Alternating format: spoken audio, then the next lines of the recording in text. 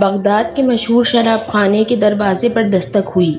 شراب خانے کے مالک نے نشے میں دھت ننگے پاؤں لڑکھڑاتے ہوئے دروازہ کھولا تو اس کے سامنے سادہ لباس میں ایک پروقار شخص کھڑا تھا۔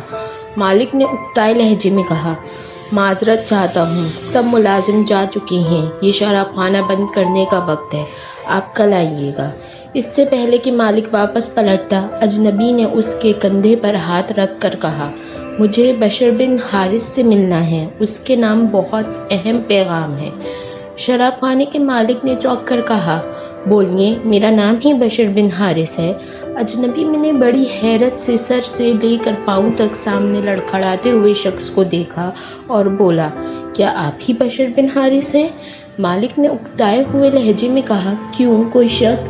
اجنبی نے آگے بڑھ کر اس کے ہاتھوں کو بوسہ دیا اور بولا، سنو بشر بن حارث، خالق